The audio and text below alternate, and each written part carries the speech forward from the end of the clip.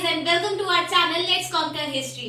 Friends, जैसा कि आप सभी जानते हैं कि हम लोगों ने 1 मार्क्स सीरीज शुरू करी थी, जहां पर हम लोग हर चैप्टर पर सेपरेट वीडियोस बना रहे हैं on important dates and important 1 marks question. So आज की वीडियो में हम लोग चैप्टर 9 किंग्स एंड क्रॉनिकल्स के इम्पोर्टेंट डेट्स और इम्पोर्टेंट 1 मार्क्स क्वेश्चंस को डिस्कस करेंगे। So without wasting time let's get started.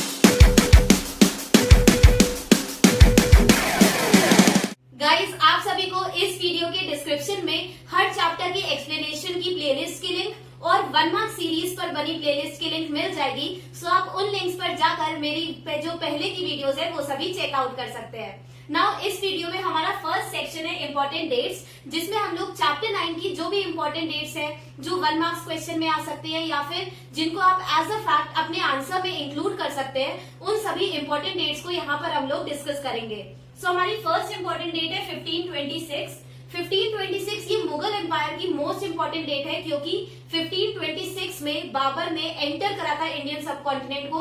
1526 में जो बैटल ऑफ पानीपत थी, जो बाबर और लोधी, इब्राहिम लोधी के बीच में जो बैटल लड़ी गई थी, जिसको जीतने के बाद बाबर ने कॉन्कर करा था नॉर्दर्न इंडिया को, वो बैटल लड़ी गई थी इन 1526। सो 1526 के बाद ही स्टैब्लिश हुआ था मुगल एम्पायर इन इंडिया। सो ये 1 मार्क्स के लिए बहुत ही इंपॉर्टेंट है, क्योंकि ये पूछा जा सकता है कि कब एंटर करा था बाबर इन इंडिया या फिर कब बाबर ने स्टैब्लिश करा था मुगल एम्पायर को। सो 1526 में जब बैटल ऑफ पानीपत को जीता बाबर ने, then he established Mughal empire. Now our next date 1540। Now guys, Babur वो सिर्फ 4 साल और वो जिंदा रह पाए, उसके बाद 1530 में उनकी डेथ हो गई और उनको रिप्लेस करा, उनकी जगह ली उनके बेटे हुमायूं ने।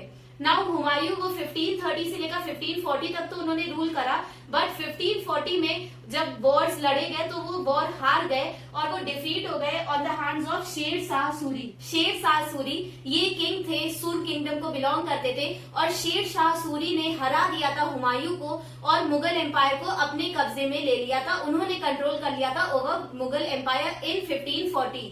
सो 1540 में हुमायूं डिफीट हो गए और उनको शेर शाह सूरी ने नॉर्दर्न इंडिया से भगा दिया था। मुगल एम्पायर से वो भाग गए थे अपनी जान बचाकर, क्योंकि वो वॉर हार चुके थे और शेर शाह सूरी उनको मार देता। नाउ लेटर ऑन 1540 में वहां से भागकर वो चले गए थे टू ईरान, और वहां पर जो सफेविड एम्पायर था, जो सफेविड रूलर थे, उनके अंडर वो वहां पर रहने लगे थे और सफेविड्स ने उनको पनाह दे दी थी हुमायूं को। और हुमायूं ने फिर ईरान में रहकर उन्होंने अपनी पूरी स्ट्रैटेजी बनाई एंड देन 1555 में 15 साल बाद 1540 में हुमायूं हार गए थे in the hands of Sher Shah Suri. Then 15 साल बाद स्ट्रैटेजीज बनाकर वो ईरान से सफेविड रूलर के अंडर वो 15 साल तक रहे। देन 1555 में उन्होंने अपना कमबैक करा और फिर से उन्होंने लड़ा विद द किंग्स ऑफ सूर एम्पायर, और वहां पर वो जीत गए और उन्होंने सूर्स को हरा दिया।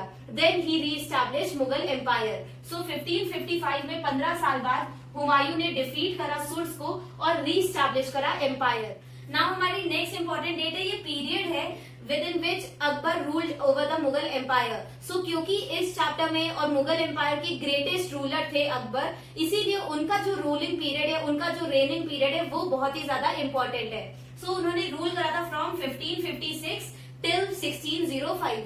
गाइस, अभी हम लोगों ने देखा कि 1555 में हुमायूं ने कमबैक करा और फिर से उन्होंने स्टैब्लिश कर लिया था मुगल एम्पायर को आफ्टर डिफीटिंग सूर्स, बट वो सिर्फ और सिर्फ 1 साल और जिंदा रह पाए और 1556 में हुमायूं की डेथ हो गई और हुमायूं को देन लेटर ऑन रिप्लेस करा अकबर ने, और 1556 में अकबर ने गद्दी संभाली और उसके बाद अकबर की डेथ हुई इन 1605। सो 1556 से लेकर 1605 तक अकबर का रूल रहा। देन गाइस, अकबर के बाद उनके बेटे जहांगीर ने उनकी जगह ली।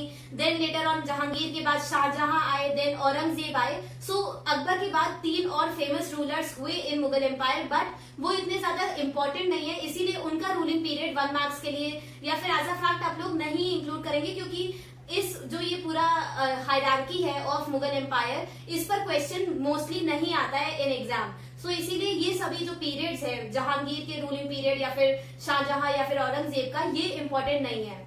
देन ये इंपॉर्टेंट है कि 1707 में औरंगजेब, जो कि लास्ट फेमस रूलर थे ऑफ मुगल एम्पायर, उनकी डेथ हो गई। औरंगजेब ही डाइड इन 1707, और औरंगजेब के बाद हमको कोई भी इंपॉर्टेंट, कोई भी स्ट्रॉन्ग लीडर नहीं मिलता है, कोई भी स्ट्रॉन्ग रूलर नहीं मिलता है इन मुगल एम्पायर।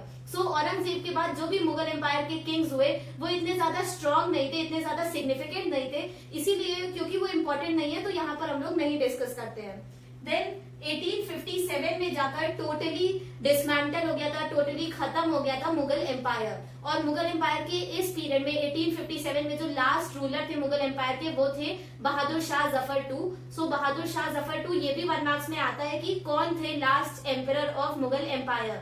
सो ये इंपॉर्टेंट है कि बहादुर शाह जफर टू ये 1 मार्क्स में पूछा जा सकता है। और कब एंड हुआ था Mughal empire? So it ended in 1857। Next अब हम लोग जो क्रॉनिकल्स इस पूरे जो भी इंपॉर्टेंट बुक्स है जो इस चैप्टर में डिस्कस करी गई है उनको देख लेते हैं कि वो कब कब लिखी गई थी। सो अबुल फजल जो कि एक इम्पोर्टेंट स्कॉलर थे in the court of Akbar, उन्होंने शुरू करा था अकबरनामा लिखना और उनको 13 इयर्स लगे थे इन कंप्लीटिंग अकबरनामा। सो 1589 से उन्होंने शुरू करा था अकबरनामा को लिखना और 13 साल तक वो उसे री इवेल्युएट रिवाइज करते गए, उसमें जो भी फैक्ट्स लिखे गए थे उनको वो रीचेक करते गए और फिर 1602 में जाकर खत्म हुआ अकबरनामा का लिखना। सो 1602 में पूरी तरीके से कंपाइल हो गई थी, प्रिपेयर हो गई थी अकबरनामा। देन 1784 में एशियाटिक सोसाइटी ऑफ बंगाल को स्टैब्लिश करा था सर विलियम जोन्स ने, क्योंकि ये दिया गया इन द चैप्टर सो ये भी इंपॉर्टेंट है, 1 मार्क्स में आ सकता है कि सर विलियम जोन्स ने कब स्टैब्लिश करा था एशियाटिक सोसाइटी को या फिर एशियाटिक सोसाइटी को किसने स्टैब्लिश करा था और कब। सो इसमें आप लोग बता दीजिएगा कि Asiatic Society of Bengal it was established by sir William Jones in 1784। देन गाइस इस चैप्टर में अकबर के रूल से रिलेटेड 2 इंपॉर्टेंट ईयर्स मेंशन करे गए हैं जो 1 मार्क्स में पूछे जाते हैं। फर्स्टली 1563। सो 1563 में अकबर ने जो तीर्थ यात्रा पर पिलग्रिमेज पर जो टैक्स लगाया जाता था उसको उन्होंने अबॉलिश कर दिया था, उसको हटा दिया था। देन 1564 में जो जिजिया टैक्स लिया जाता था, जो भी नॉन मुस्लिम कम्युनिटीज थी जैसे हिंदूज, क्रिश्चियन, ज्यूज, इन सभी नॉन मुस्लिम से जो भी टैक्स लेते थे मुस्लिम रूलर्स, उस जिजिया टैक्स को भी हटा दिया था अकबर ने इन 1564।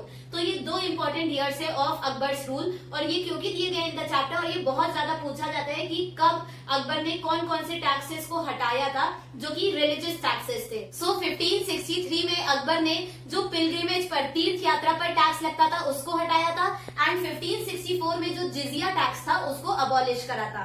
एंड लास्ट 1648 में शाहजहां के रूल में, क्योंकि शाहजहां ने अपने रूल में शाहजहानाबाद एक न्यू सिटी उन्होंने कंस्ट्रक्ट करवाई थी on the banks of Yamuna. So ये जो शाहजहानाबाद ये जो न्यू कैपिटल कंस्ट्रक्ट करवाई थी शाहजहां ने, वहां पर उन्होंने अपनी कैपिटल को शिफ्ट कर दिया था। सो शाहजहां के रूल में 1648 में जो कैपिटल थी ऑफ मुगल एम्पायर वो शिफ्ट कर दी गई थी फ्रॉम आगरा टू शाहजहानाबाद। और शाहजहानाबाद ये कहाँ लोकेटेड है? On the banks of river Yamuna. So guys अब हमारा नेक्स्ट सेक्शन है इंपॉर्टेंट 1 मार्क्स क्वेश्चन का, जिसमें हम लोग चैप्टर 9 से रिलेटेड सभी इंपॉर्टेंट 1 मार्क्स क्वेश्चन डिस्कस करेंगे।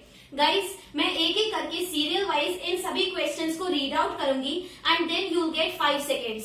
5 सेकेंड में आप लोग आपका जो भी आंसर है वो आप पोस्ट कर सकते हैं in the comment section and then 5 seconds later जो भी करेक्ट आंसर होगा वो शो हो जाएगा ऑन योर स्क्रीन। सो आपकी स्क्रीन पर करेक्ट आंसर आ जाएगा and then you can check out whether your answer is correct और not. So let us start our short quiz with our first question. Name the founder of the Mughal Empire. Where did he came from? So Mughal empire के जो founder थे जिन्होंने establish करा था Mughal empire को, उनका नाम आपको यहाँ पर बताना है और वो कहाँ से आए थे। Very easy question. So 1 2 3 4 5। So the answer is Babur, जिन्होंने स्टैब्लिश करा था मुगल एम्पायर को आफ्टर 1526 में जब उन्होंने बैटल ऑफ पानीपत लड़ी और उसको जीता तब उन्होंने स्टैब्लिश करा था मुगल एम्पायर को। और बाबर आए थे from Fergana in central Asia. So Fergana से आए थे जहीरुद्दीन बाबर और उन्होंने स्टैब्लिश करा था मुगल एम्पायर को। Now our next question, who succeeded Babur? So Babur के बाद कौन बना था emperor of Mughal empire? Very easy question. So 1 2 3 4 5। So the answer is, अगर आप लोगों ने चैप्टर को डिटेल में भी नहीं पढ़ा होगा तभी आप सभी को पता होगा कि बाबर को सक्सीड करा था, उनके बाद राजा बने थे, एम्परर बने थे हुमायूं। सो नसीरुद्दीन हुमायूं वो बने थे emperor of Mughal empire after Babur. Now our next question, name last ruler of Mughal empire. So Mughal empire का जो लास्ट रूलर था, जो लास्ट एम्परर था ऑफ मुगल एम्पायर, उसका नाम आपको बताना है। Very easy question. So 1 2 3 4 5।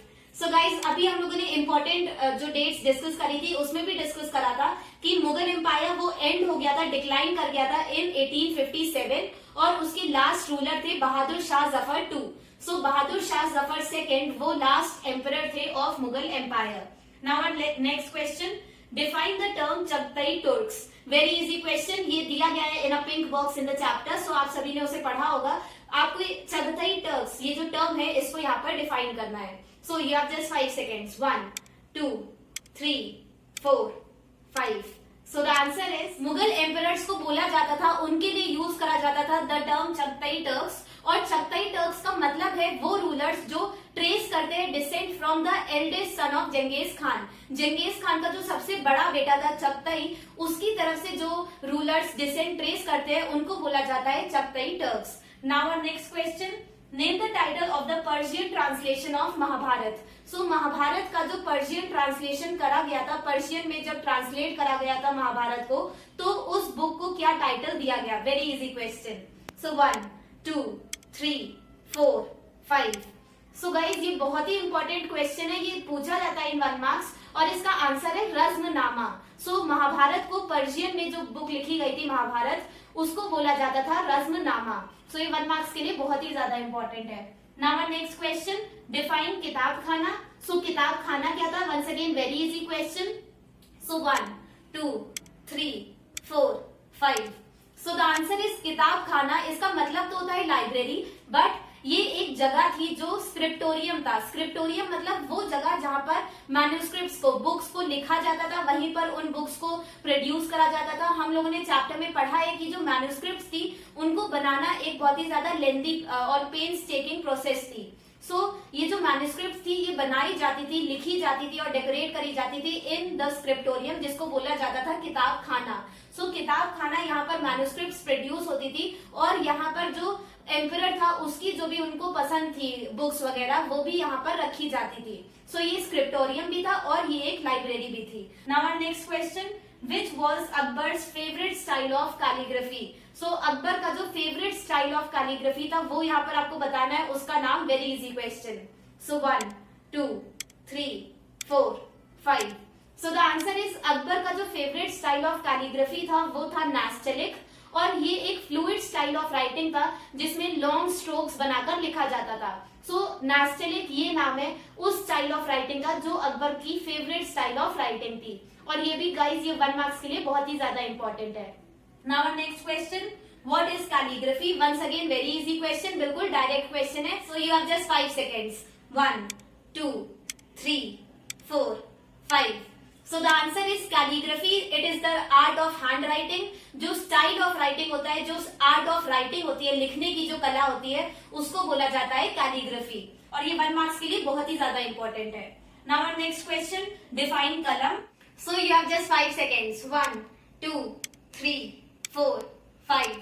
So the answer is qalam. ये एक लकड़ी का टुकड़ा होता था, रीड का एक टुकड़ा लिया जाता था और उसकी जो टिप होती थी उसको ट्रिम करके 5 to 10 मिलीमीटर की टिप बनाई जाती थी, नुकीली नोक बनाई जाती थी और फिर उस टिप को डिप करा जाता था इन अ कार्बन इंक, जिसको सियाही बोलते थे। और ये जो कलम था, ये जो लकड़ी का टुकड़ा था जिसको ट्रिम करके उसकी नुकीली नोक बनाई जाती थी, उसे बोला जाता है कलम। सो प्रेजेंट टाइम में कलम ये वर्ड हम लोग पेन के लिए यूज करते हैं। सो सिमिलरली वो इंस्ट्रूमेंट, वो टूल जिसको यूज करा जाता था टू राइट दिस कैलीग्राफी, उसी को बोला जाता था कलम। और इसको डिबोया जाता था, इसको डिप करा जाता था इन कार्बन इंक, जिसको बोलते थे सियाही। Now our next question, who compiled Akbarnama. Once again very easy question. So 1 2 3 4 5। So the answer is Akbarnama को लिखा था, कंपाइल करा था अबुल फजल ने, जो कि एक फेमस स्कॉलर थे of belonging to the court of Akbar. और उन्होंने कंपाइल करा था, शुरू करा था लिखना अकबरनामा को इन 1589 और उनको 13 years लगे थे in completing Akbarnama. So Abul Fazl वो राइटर थे of Akbarnama. Now our next question, who wrote Badshahnama. So Shahjahan के जो रूल को डिस्क्राइब करा गया है इन बादशाहनामा, सो उस क्रॉनिकल को किसने लिखा था? Very easy question. So 1 2 3 4 5। So the answer is Badshahnama को लिखा था अबुल फजल के one of the students of Abul Fazl जो थे अब्दुल हामिद लाहौरी। सो अबुल हामिद लाहौरी ने लिखा था, कंपाइल करा था बादशाहनामा को। So our next question, who was Gulbadan Begum? So Gulbadan Begum कौन थी? Very easy question. 1, 2, 3, 4, 5.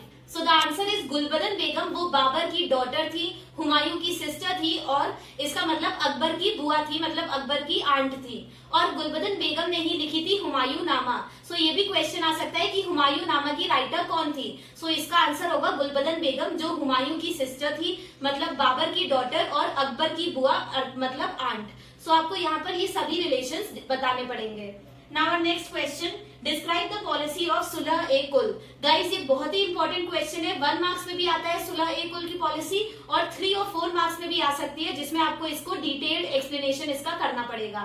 नाउ इस क्वेश्चन में आप जो सुलह ए कुल की पॉलिसी थी उसको सिर्फ 3 और 4 लाइन्स में बस मेन जो उसके पॉइंट्स थे वो यहाँ पर आप डिफाइन करेंगे. So you have just 5 seconds. 1, 2, 3, 4, 5. So the answer is sulh e kul ये एक आइडियोलॉजी थी, ये एक आइडिया था जहां पर सभी रिलीजन्स को, जो भी अलग अलग स्कूल ऑफ थॉट्स थे, जो भी अलग अलग रिलीजन्स थे इन मुगल एम्पायर, उन सभी रिलीजन्स को अंडर मुगल रूलर्स, उन सभी को फ्रीडम ऑफ एक्सप्रेशन दिया गया था, उन सभी को आजादी दी गई थी कि वो अपने व्यूज को, अपने ओपिनियंस को खोलकर रख सके, बट ऑन द कंडीशन कि वो लोग एम्परर की रिस्पेक्ट करेंगे, जो भी स्टेट है, जो भी अथॉरिटी है उसको मानेंगे, उसका सम्मान करेंगे, और कभी भी इन सभी रिलीजन्स के बीच में लड़ाइयां नहीं होंगी. सो अबुल फजल ने सुलह ए कुल की पॉलिसी को एक कॉर्नर स्टोन, एक इंपॉर्टेंट पॉलिसी, एक इंपॉर्टेंट आइडिया बताया था for existence of a peaceful empire. और इस आइडिया का मानना था कि सभी रिलीजन्स को फ्रीडम ऑफ एक्सप्रेशन दिया गया था, बट ऑन द कंडीशन कि वो लोग स्टेट की अथॉरिटीज के जो भी ऑर्डर्स है उनको फॉलो करेंगे, और खुद में वो लोग लड़ेंगे नहीं, वो लोग पीसफुली को एग्जिस्ट करेंगे. Now our next question, Which 2 religious taxes were removed by Akbar? So Akbar ने कौन से वो 2 मेन religious taxes थे जो अकबर ने अपने रूल में हटाए थे, अबॉलिश करे थे? Very easy question. So 1, 2, 3, 4, 5.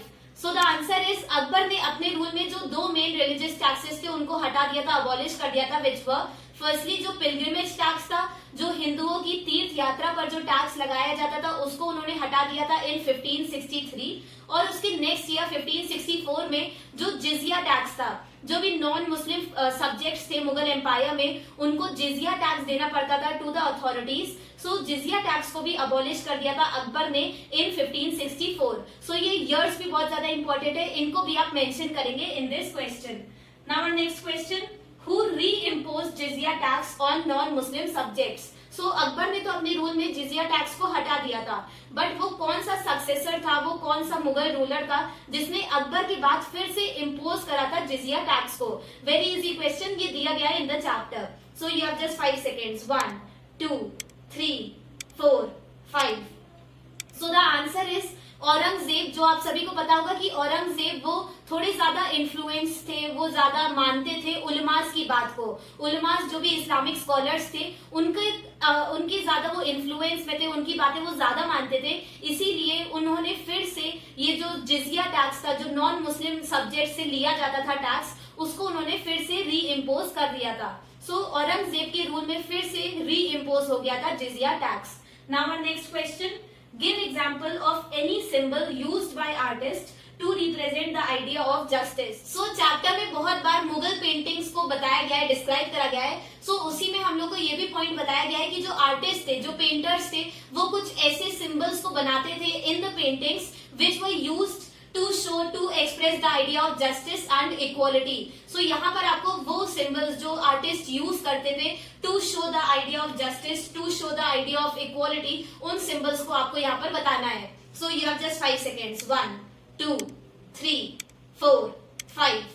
So the answer is जो भी आर्टिस्ट थे वो लोग अपनी पेंटिंग्स में लायन और लैम्ब या फिर काउ, सो शेर और जो बकरी होती थी या फिर भेड़ या फिर किसी गाय को, इन दोनों एनिमल्स को वो अगल बगल मतलब नेक्स्ट टू ईच अदर वो अपनी पेंटिंग्स में इन दोनों एनिमल्स को बिठाते थे. और ये एक सिंबल था कि जो मुगल एम्पायर है वहां पर शेर जो कि पावरफुल होता है वो, और काउ जो कि एक वीक एनिमल है, सो पावरफुल और वीक वो सभी लोग एक साथ पीसफुली को एग्जिस्ट करते हैं. सो ये दिखाने के लिए कि मुगल एम्पायर में पीस एग्जिस्ट करता है, सभी कम्युनिटीज एक साथ मिलजुल कर रहती है और लड़ाई झगड़ा नहीं होता है between different communities, between powerful and weak communities. So ये एक नोशन को, इस जस्टिस और इक्वालिटी, इन सभी आइडियाज को एक्सप्रेस करने के लिए जो आर्टिस्ट थे वो लोग सिंबल बनाते थे, जहां पर एक लायन और एक लैम्ब या फिर एक काउ को अगल बगल नेक्स्ट टू ईच अदर बैठा हुआ दिखाया जाता था। सो आप लोग इसी सिंबल को यहाँ पर एज अ एग्जाम्पल दे सकते हैं। Now our next question, define axis mundi. सो एक्सिस मुंडी ये एक टर्म है जो दिया गया है इन द चैप्टर, सो आपको यहाँ पर उसे डिफाइन करना है। Very easy question. So 1 2 3 4 5।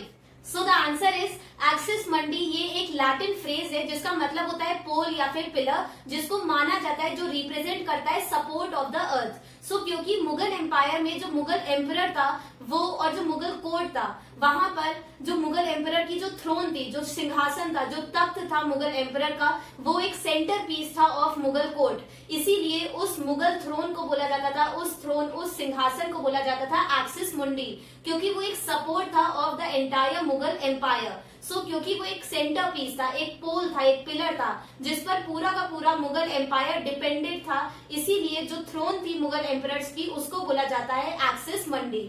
Now our next question, what was takht? So takht ये क्या था? Very easy question. So 1 2 3 4 5। So the answer is takht. इसका मतलब होता है थ्रोन, और ये दिखाता है, ये रिप्रेजेंट करता है कि जो थ्रोन थी, जो सिंहासन था मुगल एम्परर्स का, वो मुगल कोर्ट का सेंटर पीस था, एक मेन जगह थी, एक तरीके का सपोर्ट था of the entire Mughal empire. Now our next question, name any 2 forms of salutation before Mughal emperors. सो मुगल एम्परर्स के सामने उनकी रिस्पेक्ट दिखाने के लिए, उनकी तरफ अपनी लॉयल्टी दिखाने के लिए जो भी लोग आते थे, जो भी सब्जेक्ट्स आते थे या फिर जो भी मिनिस्टर्स होते थे, वो लोग कौन कौन से फॉर्म्स ऑफ सैल्यूटेशन परफॉर्म करते थे बिफोर मुगल एम्परर्स। उनमें से कोई भी 2 आप यहाँ पर एग्जांपल्स देंगे। हम लोगों ने चैप्टर में बहुत सारे पढ़े थे। So you have just 5 seconds. 1 2 3 4 5। So the answer is Mughal empire में जो भी मुगल एम्परर्स थे, उनके सामने जो भी सब्जेक्ट्स आते थे, उन लोगों को कोई भी एक फॉर्म ऑफ प्रोस्ट्रेशन को परफॉर्म करना पड़ता था to show their respect towards the emperor. So जैसे प्रोस्ट्रेशन हो गया, प्रोस्ट्रेशन मतलब पूरी तरीके से जमीन पर लेट जाना, मतलब एक तरीके से दंडवत प्रणाम करना एम्परर को। सो प्रोस्ट्रेशन वो लोग करते थे। देन जमीन बोस होते थे, मतलब वो लोग पूरी तरीके से ग्राउंड पर झुक कर वो किस करते थे ग्राउंड को। सो जमीन बोस वो करते थे, या फिर चाहर तस्लीम हुआ, या फिर सिजदा। सो ये सभी अलग अलग फॉर्म्स ऑफ प्रोस्ट्रेशन है, इनमें से आप कोई भी 2 यहाँ पर लिख सकते हैं। Now our next question, what was jharokha darshan? So very easy question, you have just 5 seconds. 1 2 3 4 5। So the answer is jharokha darshan ये एक प्रैक्टिस थी जो इंट्रोड्यूस करी थी अकबर ने ड्यूरिंग हिज रूल, और इसमें झरोका का मतलब होता है स्मॉल बैल्कनी। सो जो मुगल एम्परर्स थे उनके पैलेस में जो बैल्कनी होती थी, जो झरोखा होता था, वहां पर एम्परर आकर अपना दर्शन देता था, अपना व्यू देता था टू द सब्जेक्ट्स। सो जो बैल्कनी होती थी मुगल एम्परर्स की, उसके नीचे सभी सब्जेक्ट्स, जो भी सिख लोग होते थे या फिर जो भी नीडी लोग होते थे, वो सभी वहां पर आकर दर्शन देते थे मुगल एम्परर्स का। सो ये इंट्रोड्यूस करी थी अकबर ने during his rule. Now our next question, what do you mean by Diwane Aam? Very easy question, बहुत ही आसान है, आप सभी को पता होगा। सो 1 2 3 4 5।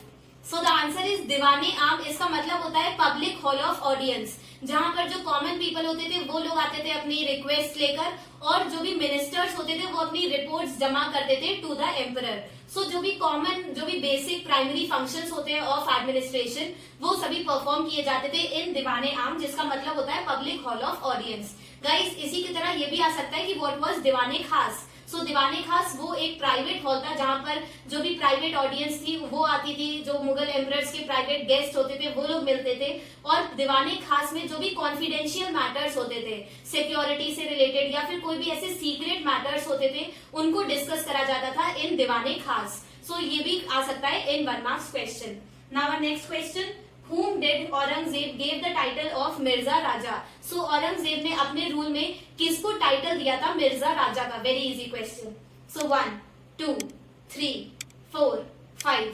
So the answer is Aurangzeb ने अपने रूल में 2 लोगों को दिया था द टाइटल ऑफ मिर्जा राजा, और मिर्जा राजा ये एक टाइटल था जो सिर्फ और सिर्फ जो हाईएस्ट रैंकिंग नोबल्स होते थे, जो बहुत माने हुए लोग होते थे, नोबल्स होते थे, उनको दिया जाता था ये टाइटल। और औरंगजेब ने 2 लोगों को दिया था the title of Mirza Raja, who were Jaswant Singh और जय सिंह। सो जसवंत सिंह और जय सिंह इन दोनों मिनिस्टर्स को मिला था ये title Mirza Raja.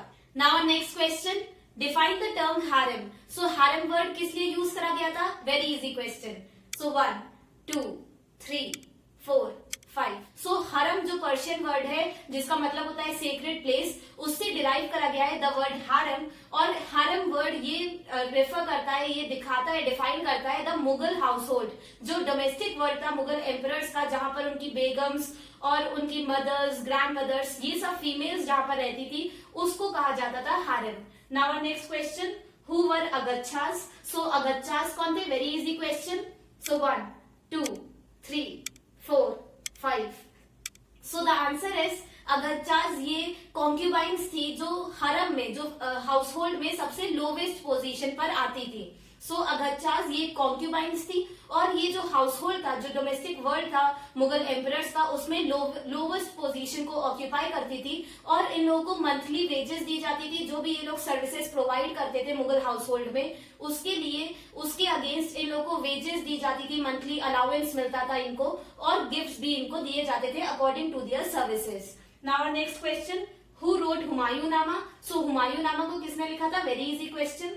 So 1 2 3 4 5। So the answer is Humayunnama को लिखा था बाबर की बेटी, हुमायूं की बहन और अकबर की आंट ने, जिनका नाम है गुलबदन बेगम। सो ये अभी हम लोगों ने पहले भी डिस्कस करा था कि गुलबदन बेगम ने लिखा था हुमायूंनामा, जिसमें हुमायूं के रूल को डिस्क्राइब करा गया है। Now our next question, Why was office corps of Mughals called गुलदस्ता। सो मुगल एम्पायर में जो मुगल कोर्ट के ऑफिशियल्स थे, उन सभी को जो अबुल फजल है, उन्होंने अकबरनामा में नाम दिया है गुलदस्ता। सो उन लोगों को जो ऑफिसर्स थे, उन लोगों को कलेक्टिवली गुलदस्ता बोला जाता था। सो क्या रीजन था कि जो ऑफिस कॉर्प्स थे, जो ऑफिशियल्स थे, उन लोगों को गुलदस्ता बोला जाता था, ये आपको यहाँ पर एक्सप्लेन करना है। So very easy question, you have just 5 seconds. 1 2 3 4 5।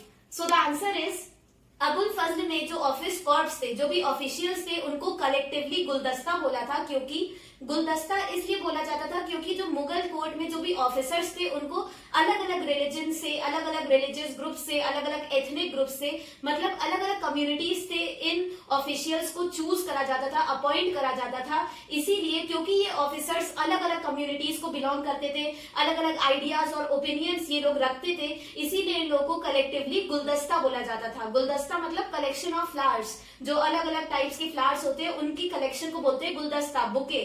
So similarly अलग अलग जो रिलीजन्स है, जो एथनिक ग्रुप्स है, उनके जो सबसे अच्छे पीपल है, जो सबसे ज्यादा एनलाइटेंड पीपल है, उन लोगों से बना था ऑफिस कॉर्प्स ऑफ मुगल। इसीलिए जो ऑफिशियल्स थे, जो मुगल कोर्ट के जो ऑफिशियल्स थे, उन लोगों को कलेक्टिवली अबुल फजल ने नाम दिया था गुलदस्ता, क्योंकि वो अलग अलग रिलीजियस और एथनिक ग्रुप से आते थे। Now next question, what was dagh. So once again very easy question. 1 2 3 4 5।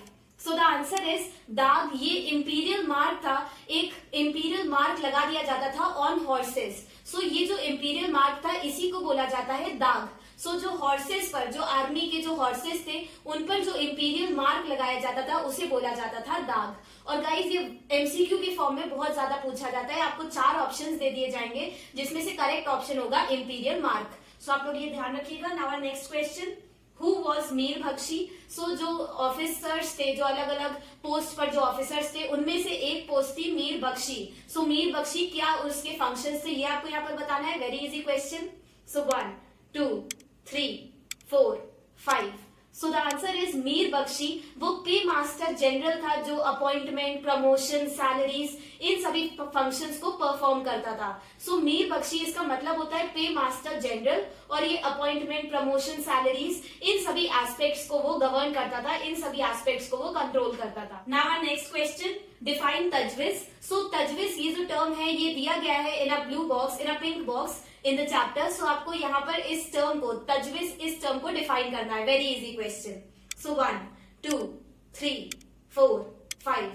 So the answer is tajwiz ये जो टर्म है, इसका मतलब होता है पेटिशन जो रखी जाती थी, जो एप्लीकेशन, जो एक रिक्वेस्ट रखी जाती थी बिफोर द एम्परर, जिसमें किसी एप्लीकेंट को रिकमेंड करा जाता था for the post of mansabdar. सो मनसबदार की पोस्ट के लिए जब भी किसी एप्लीकेंट को कोई नोबल मैन रिकमेंड करता था एम्परर के सामने, तो वो उसे एक पेटिशन के थ्रू रिकमेंड करता था और इसी पेटिशन को, इसी एप्लीकेशन को बोला जाता था tajwiz. Now our next question, who was the head of provincial administration? So जो प्रोविंशियल एडमिनिस्ट्रेशन था उसका हेड कौन था?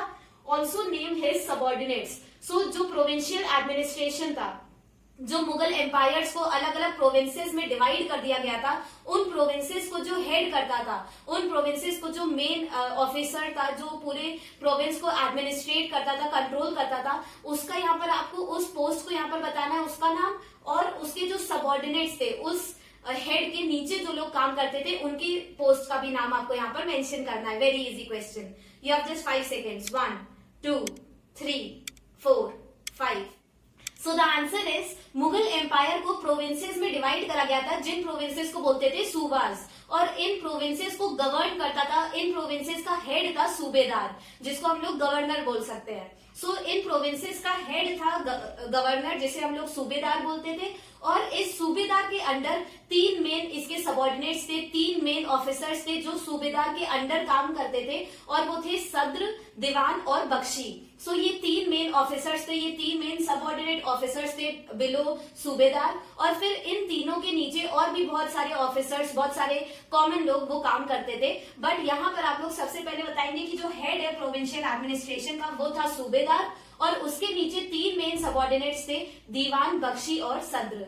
Now our next question, what was akhbarat? So once again very easy question, 1 2 3 4 5। So the answer is, akhbarat जैसे आजकल अखबार होते हैं, न्यूज़पेपर्स, सो सिमिलरली जो मुगल कोर्ट था उसकी सभी जो भी वहां पर इवेंट्स होते थे, जो भी रिपोर्ट्स दी जाती थी एम्परर को, या फिर जो भी वहां की इंफॉर्मेशन थी मुगल कोर्ट की, जैसे कि अटेंडेंस, या फिर कोई गिफ्ट्स दिए गए टू द पीपल, या फिर कोई टाइटल्स दिए गए टू ऑफिसर्स, या फिर कोई गिफ्ट्स रिसीव करे गए, कोई भी प्रेजेंट्स या फिर कोई कैश वो रिसीव करा मुगल कोर्ट ने, सो इन सभी इंफॉर्मेशन को रिकॉर्ड करा जाता था अखबारात में। सो जो भी प्रोसीडिंग्स होती थी इन मुगल कोर्ट, उनको रिकॉर्ड करा जाता था इस अखबारात में, और ये अखबारात ये एक बहुत ही इंपॉर्टेंट सोर्स है for historians to understand the Mughal empire and the functioning of Mughal court. Now our next question, under which ruler did Humayun took refuge? So Humayun जब वो हार गए थे शेर शाह सूरी से, तब उन्होंने मुगल एम्पायर से वो भाग गए थे, और फिर वो दूसरी जगह पर जाकर उन्होंने रिफ्यूज ली थी, वो वहां पर जाकर छिप गए थे। सो आपको उस जगह का नाम बताना है यहाँ पर। Very easy question. सो 1 2 3 4 5।